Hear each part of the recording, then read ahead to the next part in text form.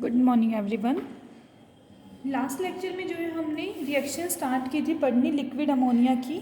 उसमें जो है बेसिकली हमने जनरल रिएक्शन पढ़ी थी, लाइक एसिड बेस रिएक्शन पढ़ी थी, फिर एसिड बेस में न्यूट्रलाइजेशन भी आगे हमने कंसेप्ट किया था।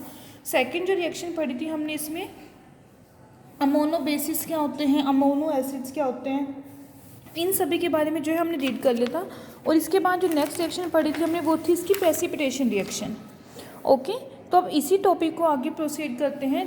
थर्ड जो टाइप है इसमें वो है अमोनोलिसिस। अब देखो, मैंने आपको जब स्टार्टिंग में हम इसी चैप्टर में जनरल पढ़ रहे थे रिएक्शंस, कौन कौन सी रिएक्शंस होती है, उसमें एक टर्म बताई थी सोल्वोलिसिस।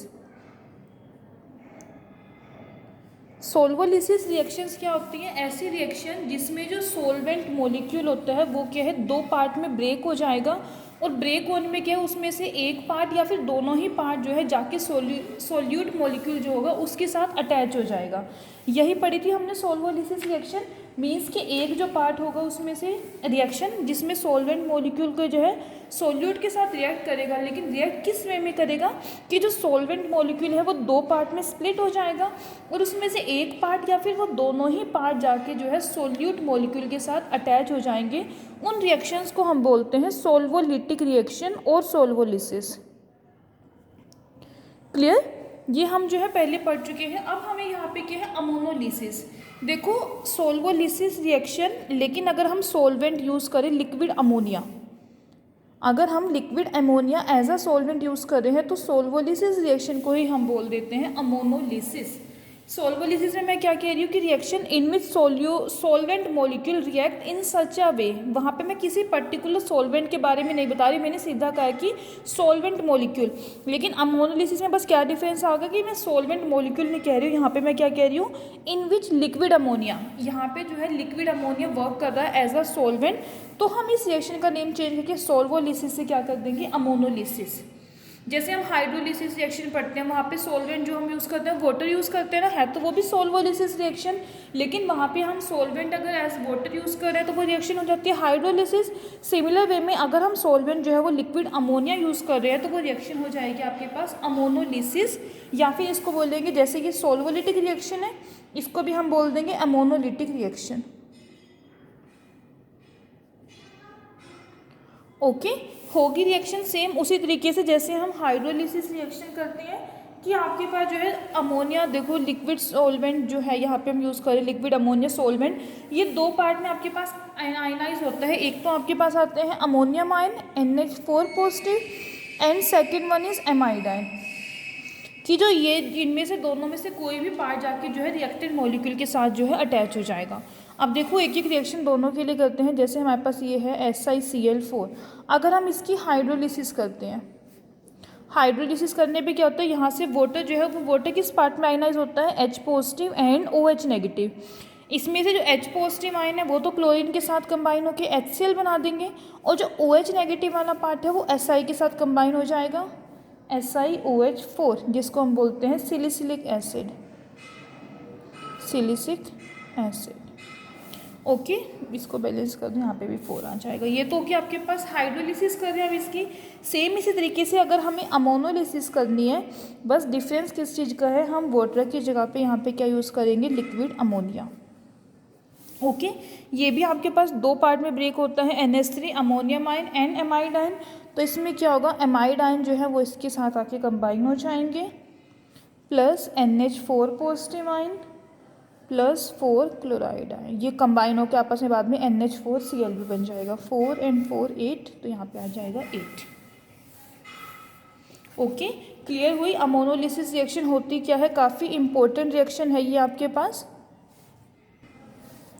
डन, कि आपके पास क्या है, सोलवेंट मॉलिक्यूल जो है यहाँ पे वो वही है लिक्विड अमोनिया, और वो दो पार्ट में वैसे ही ब्रेक होगा, और उनमें से कोई भी एक पार्ट जाके जो है सोल्यूट मॉलिक्यूल के साथ जो है अटैच हो जाएगा। ओके, अब नेक्स्ट एग्जांपल देखें इसी में। जैसे आपके पास है सल्फ्यूरिल क्लोराइड,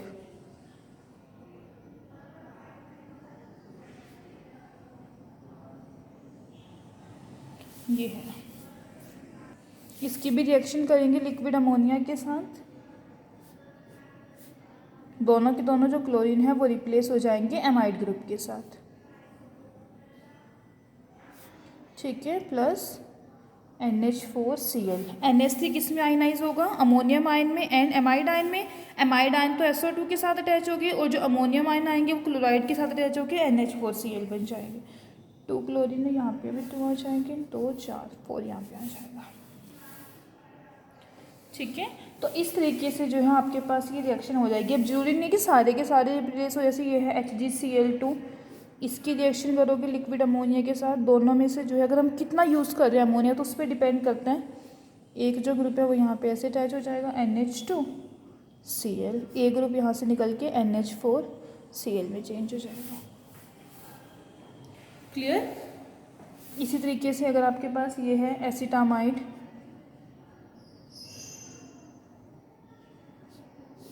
इसकी रिएक्शन करोगे लिक्विड अमोनिया के साथ तो यहाँ पे क्या ये डबल बॉन्ड O निकल जाएगा। अब यहाँ पे अमाइड नहीं, आपके पास इमाइड लिंकेज आएगी, डबल बॉन्ड NH2 इस तरीके से। क्लियर? अब देखो अगर आप एक्सेस में लिक्विड अमोनिया यूज़ कर रहे हो तो जो अमोनोलिसिस रिएक्शन हो रही है स्टेप बाय स्टेप होती है कि एक एक ग्रुप जो है आपके पास रिप्लेस होता जाएगा।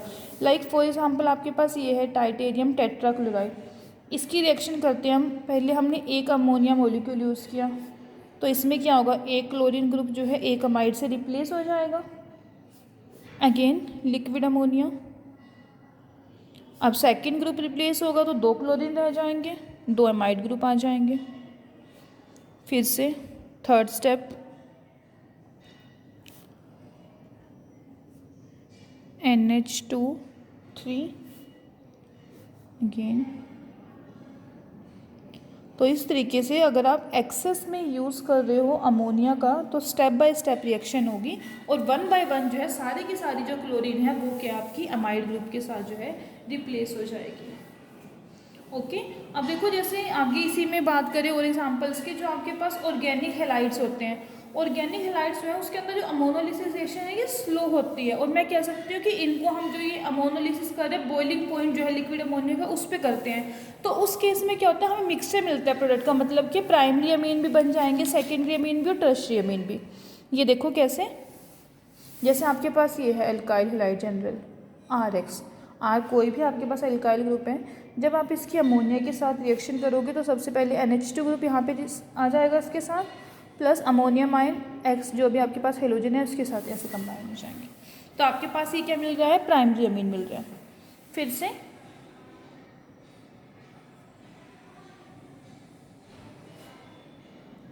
रिएक्शन करोगे तो ये चेंज हो जाएगा प्राइमरी अमीन सेकेंडरी अमीन में,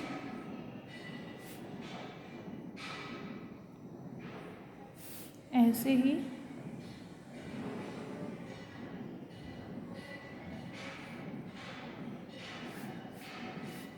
तो यहाँ पे जो है बेसिकली मेरे कहने का मतलब ये है कि ये जो रिएक्शन है ये स्लो रिएक्शन होती है, एकदम से फास्ट रिएक्शन नहीं हो रही और आपके पास जो है इनका मिक्सचर मिलेगा प्रोडक्ट का, primary amine secondary amine as well as tertiary amine. Okay, और जो ये एक्स हम यूज़ करें यहाँ पे कुछ भी हो सकता है, वेदर क्लोरीन हुआ, ब्रोमीन हुआ, आयोडीन हुआ या फिर फ्लोरीन हुआ, कोई भी हेलोजन हो सकता है। इसी तरीके से जो हम R ग्रुप यूज़ कर रहे हैं वो भी क्या है, एक जनरल एल्काइल ग्रुप है। क्लियर? अब देखो वैसे तो हम जो ये अमोनिया मॉलिक्यूल यूज़ कर रहे हैं NH3, इसके अगर मैं नेचर की बात करूँ उसका नेचर कैसा होता है, बेसिक नेचर है। और बेसिस क्या होते हैं, which have strong tendency to accept protons. हम बेसिस उन्हें कहते हैं ना कि जिनकी टेंडेंसी होती है प्रोटॉन्स को एक्सेप्ट करने की, तो ये हमारे पास एक्ट करता है बेस की तरह। लेकिन कुछ रिएक्शंस ऐसी है जहाँ पे आपके पास अगर कोई और स्ट्रॉन्ग बेस प्रेजेंट हो तो वहाँ पे ये जो है प्रोटॉन डोनर का काम करेगा। जनरली बेसिस क्या काम करते हैं, प्रोटॉन एक्सेप्टर का, लेकिन अगर आपके पास कोई लिक्विड अमोनिया से ज़्यादा स्ट्रॉन्ग बेस प्रेजेंट है तो वहाँ पे जो है ये वर्क करेगा एज अ प्रोटॉन डोनर।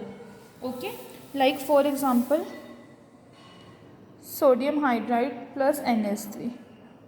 अब यहाँ पे ये क्या करेगा, ये प्रोटॉन को डोनेट कर देगा, NH3 NH2 में चेंज हो जाएगा, NaNH2 प्लस H2, बिकॉज ये जो मैं यूज़ कर रही हूँ NaH ये ज़्यादा स्ट्रॉन्ग बेस है एज़ कम्पेयर टू अमोनिया। तो अगर आपके वैसे तो जो लिक्विड अमोनिया है it will act as a base, इसकी टेंडेंसी है प्रोटॉन को एक्सेप्ट करने की, बट अगर कोई स्ट्रॉन्ग बेस प्रेजेंट होता है तो उस रिएक्शन में जो है ये प्रोटॉन डोनर का काम करेगा, ना कि प्रोटॉन एक्सेप्टर का। ओके, एक और एग्जांपल देखो, जैसे सोडियम ऑक्साइड है,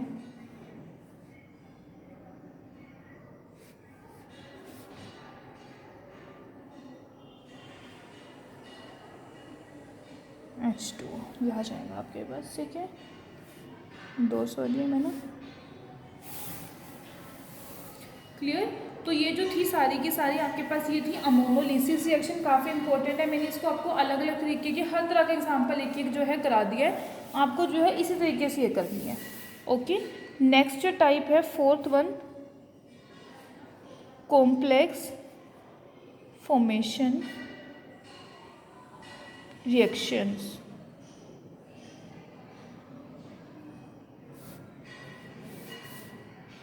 कॉम्प्लेक्स फॉर्मेशन रिएक्शन, अब कॉम्प्लेक्स रिएक्शन बेसिकली में जिसमें कि हमारे पास कॉम्प्लेक्स कंपाउंड फॉर्म होता है, तो लिक्विड अमोनिया भी जो है काफ़ी सारी कॉम्प्लेक्स रिएक्शन है जिसमें लिक्विड अमोनिया जो है हम यूज़ करते हैं। और जैसे हम एक्वस सिस्टम में रिएक्शन करते हैं ना वाटर एज सॉल्वेंट लेके, सेम उसी तरीके की रिएक्शन जो है लिक्विड अमोनिया में भी होती है। लाइक जैसे हमारे पास एक रिएक्शन है जिंक नाइट्रेट की सोडियम हाइड्रोक्साइड के साथ एक्वस सॉल्यूशन में, वाटर में हम उसे यूज़ करते हैं। जिंक नाइट्रेट ZnNO3 इसकी रिएक्शन बेस के साथ इन एक्वस सॉल्यूशन, तो इस केस में हमारे पास क्या बनता है, जिंक हाइड्रोक्साइड बनता है। और ये जो जिंक हाइड्रोक्साइड कंपाउंड बन रहा है ये क्या होता है, इनसोल्यूबल होता है।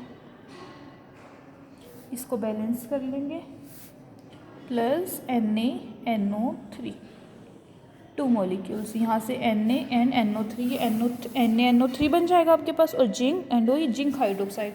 तो ये जो आपके पास कंपाउंड बन रहा है जिंक हाइड्रोक्साइड, ये क्या है, इनसोल्यूबल है।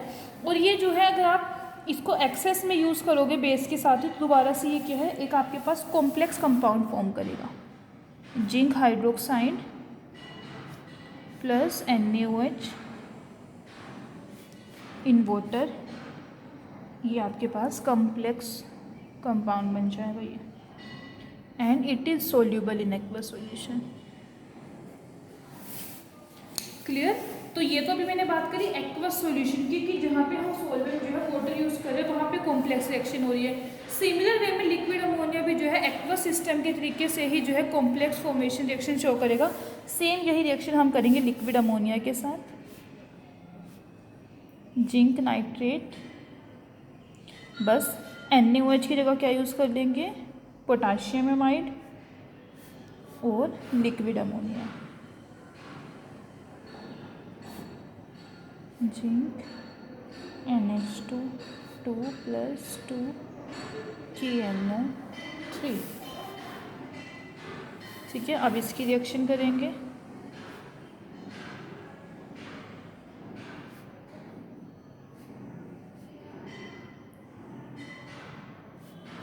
इन लिक्विड अमोनिया। तो ये आपके पास जो है ऐसे ही जैसे हमारे पास एक्वस सिस्टम में बना है, ऐसे ही एक जो है कॉम्प्लेक्स की फॉर्मेशन हो जाएगी।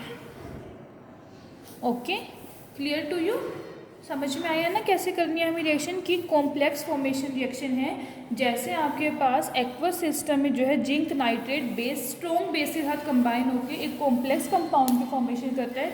In the similar way zinc nitrate जो है वो पोटाशियम अमाइड के साथ इन लिक्विड अमोनिया कंबाइन होकर कॉम्प्लेक्स फॉर्मेशन करता है। ऐसे ही और भी बहुत सारे कॉम्प्लेक्स है ये फॉर्म करते हैं लिक्विड अमोनिया में, लाइक क्यूप्रस क्लोराइड है, इसकी अगर रिएक्शन करते हैं अमोनिया के साथ इन लिक्विड अमोनिया तो आपके पास Cu NH3 4Cl2 ये आपके पास कॉम्प्लेक्स बन जाएगा।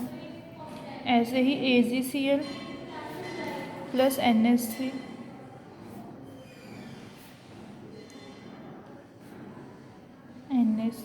2Cl, तो इस तरीके से जो है ये सारे कॉम्प्लेक्स फॉर्मेशन करेंगे लिक्विड अमोनिया में। क्लियर। अब नेक्स्ट रिएक्शन पे चलते हैं, फॉर्मेशन ऑफ अमोनिएट्स। फॉर्मेशन ऑफ अमोनिएट्स, अब देखो मैं समझाती हूँ अमोनिएट्स का मतलब यहाँ पे क्या है। अगर आपके पास कोई भी कंपाउंड है वाटर के साथ रिएक्शन करते हैं, हम क्या बोलते हैं, जो अगर बन जाए आपके पास कंपाउंड की वो क्या हाइड्रेट बन गया। वाटर जैसे आपके पास हाइड्रेट बनाएगा ऐसे ही अमोनिया क्या बनाएगा, अमोनिएट्स इनऑर्गेनिक सोल्ट्स के साथ। ये ध्यान रखना, इनऑर्गेनिक सोल्ट्स अगर ये वाटर के साथ कंबाइन होते हैं तो हम इस जो कॉम्प्लेक्स कंपाउंड बनता है इसको बोलते हैं hydrate. In the similar manner अगर ये जो है आपके पास अमोनिया के साथ कंबाइन हो रहे हैं, as a solvent ammonia use हो रहा है, तो इसको हम बोल देंगे अमोनिएट्स। बस इतना ही डिफरेंस है और कोई डिफरेंस नहीं है इसमें। क्लियर? अब पता चला आपको क्या बनाना है, फॉर्मेशन ऑफ अमोनिएट्स, मतलब कि हमें अमोनिएट्स बनाने हैं। बनाएंगे कैसे? कोई भी इनऑर्गेनिक सॉल्ट यूज़ करेंगे, उसकी रिएक्शन करेंगे लिक्विड अमोनिया के प्रेजेंस में। Okay, like BF3 plus NH3 liquid ammonia, it changes into BF3 dot NH3। ठीक है, ऐसे ही और भी कोई यूज़ कर लो, magnesium iodide plus ammonia,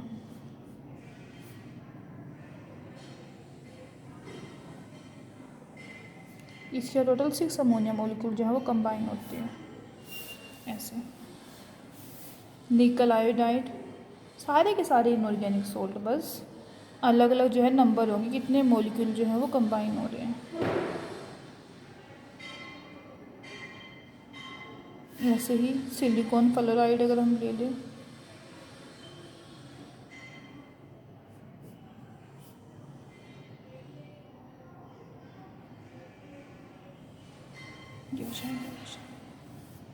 clear? तो ये आपके पास हो गया कि कोई भी आपके पास इनऑर्गेनिक सोल्ट है लिक्विड अमोनिया, उसके साथ रिएक्शन करेगा तो आपके पास फॉर्मेशन हो जाएगी अमोनिएट्स की। नेक्स्ट जो रिएक्शन है रिडॉक्स रिएक्शन।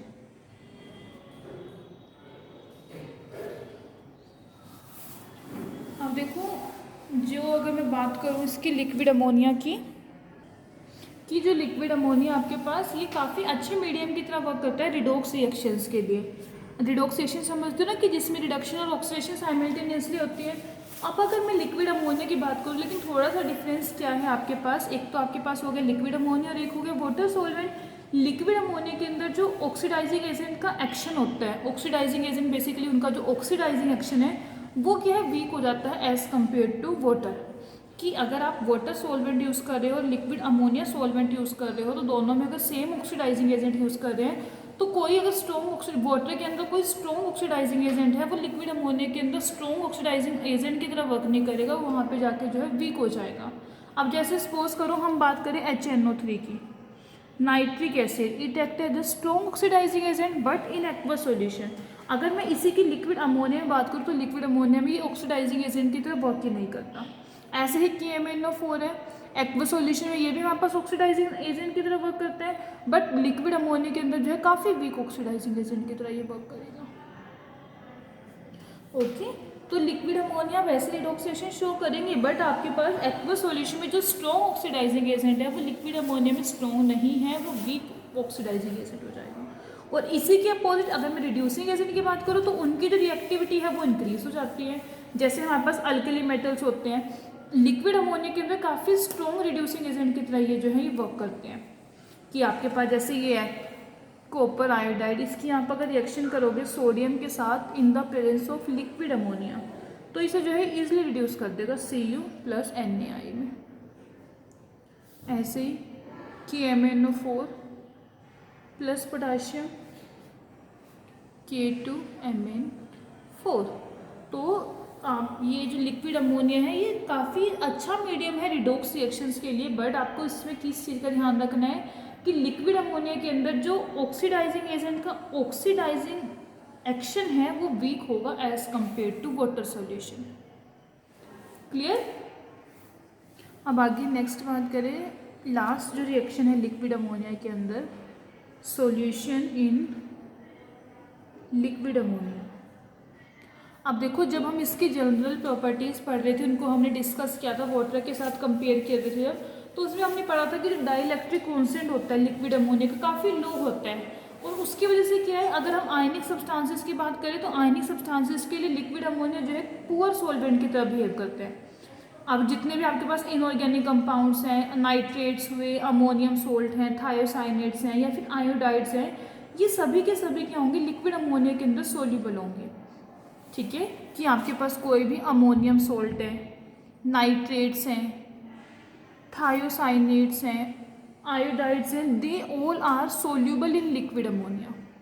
बट अगर हम बात करें हाइड्रोक्साइड्स की, ऑक्साइड्स की, कार्बोनेट्स की, ऐसे ही फॉस्फेट्स, सल्फेट्स, ये सभी के सभी मोस्टली जितने भी है ना, ये सभी जो है ये इनसोल्यूबल है लिक्विड अमोनिया में। फ्लोराइड्स की अगर मैं बात करूँ, फ्लोराइड्स जो है वो इनसोल्यूबल है लिक्विड अमोनिया में, और इनकी जो होती है सोल्यूबिलिटी वो इस तरीके का ऑर्डर होता है, fluoride, chloride, bromide and iodide में। सबसे ज़्यादा जो लिक्विड अमोनिया में सोल्यूबिलिटी है वो आयोडाइड्स की होती है। फ्लोराइड जो है वो तो इनसोल्यूबल की ही कैटेगरी में आते हैं, वो इनसोल्यूबल है। और मोस्टली आयोडाइड्स जो होते हैं वो सभी सोल्यूबल होते हैं लिक्विड अमोनिया के अंदर। ओके और इसी के ये तो मैं आयनिक की बात कर रही थी, आयनिक सब्सटेंसेस की। अगर मैं ऑर्गेनिक कंपाउंड की बात करूँ, अल्कोहल्स हैं आपके पास, कीटोन्स हैं, एस्टर्स हैं, ईथर्स हैं, फिनोल्स हुए, अमीन्स हुए, नाइट्रो कंपाउंड्स हुए, सारे के सारे जो है बहुत ईजिली जो है लिक्विड अमोनिया के अंदर सोल्यूबल होंगे। तो जो हम बात कर रहे थे इसकी डाइलेक्ट्रिक कांस्टेंट की, कि डाइलेक्ट्रिक कांस्टेंट वीक होने की वजह से जितने भी आपके पास इनऑर्गेनिक सोल्स हैं वो तो सभी इनसोल्यूबल होंगे। बट अगर मैं ऑर्गेनिक कंपाउंड्स की बात करूँ, they are readily soluble in liquid ammonia. Okay ऐसे ही एल्कली मेटल्स हैं, अल्केलाइन अर्थ मेटल्स हैं, वो भी सभी क्या होंगे, सोल्यूबल होंगे लिक्विड अमोनिया में।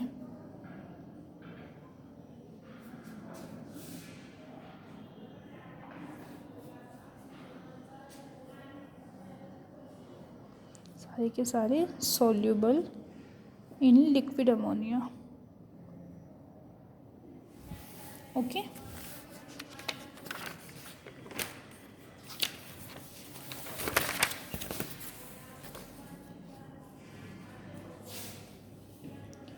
अब देखो अल्कली मेटल्स के ही सोल को डिस्कस करेंगे। Solution of alkali metals in liquid ammonia.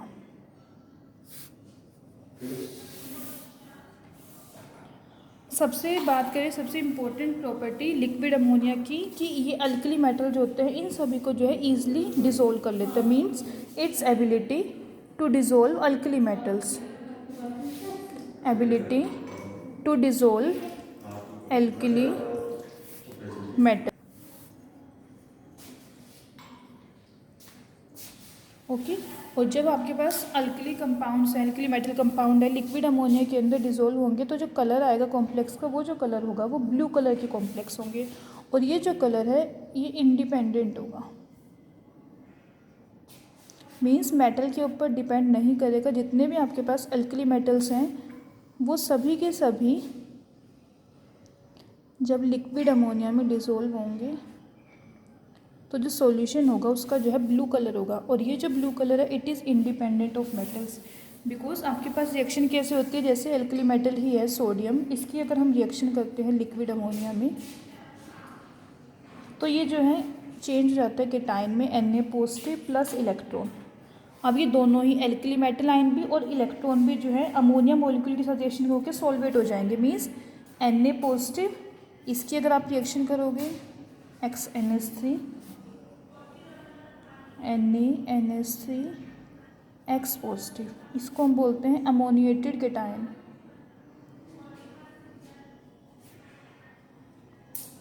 Similar way में इलेक्ट्रॉन जब वो Y मॉलिक्यूल्स ऑफ अमोनिया के साथ कंबाइन होगा तो ये भी चेंज हो जाएगा एमोनिएटेड इलेक्ट्रॉन में। फर्स्ट ईयर इनऑर्गेनिक में भी हम ये रिएक्शन पढ़ते हैं। ये आपके पास बन जाएगा अमोनिएटेड इलेक्ट्रॉन। और जो सॉल्यूशन का ब्लू कलर हमें मिल रहा है, कि मैं कह रही हूँ ना कि वो इंडिपेंडेंट है, मेटल के ऊपर डिपेंड नहीं कर रहा, ब्लू कलर होगा। ये जो ब्लू कलर है वो इस इलेक्ट्रॉन की वजह से होगा।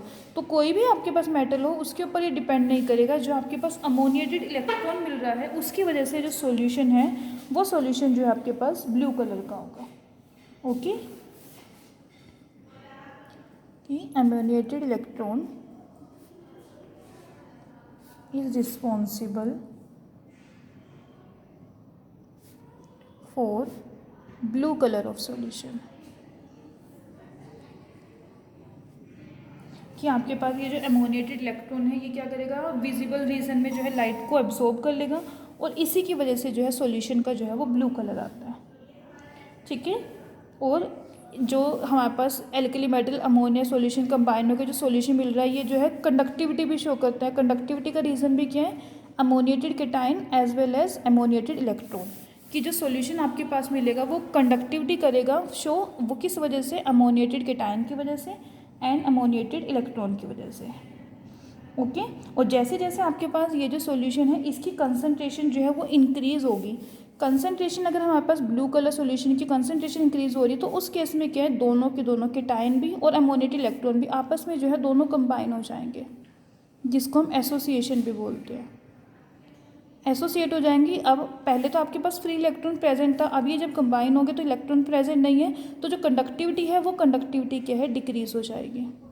इसको हम ऐसे भी कह सकते हैं, as the concentration of solution is increase the conductivity of solution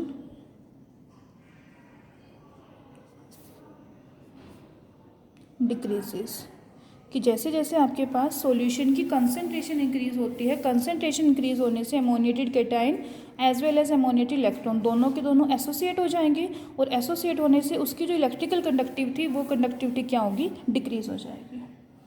clear. तो ये जो है इसकी रिएक्शन थी। अब आगे इसकी रिएक्शन जो है सारी की सारी कंप्लीट हो चुकी हैं। अब इसके एडवांटेजेस देखते हैं। एडवांटेजेस ऑफ लिक्विड अमोनिया, कि जो हम लिक्विड अमोनिया यूज़ कर रहे हैं एज अ सॉल्वेंट, इसकी क्या एडवांटेज है एज अ सॉल्वेंट। अब देखो सबसे पहली बात तो मैं यही करूँ, जो अल्कली मेटल की डिसोल्यूशन है कि कोई भी आपके पास केमिकल रिएक्शन नहीं हो रही, तो सबसे बड़ी जो एडवांटेज है लिक्विड अमोनिया को एज अ सॉल्वेंट यूज़ करने की वो यही है इसकी, कि डिसोल्यूशन ऑफ अल्कली मेटल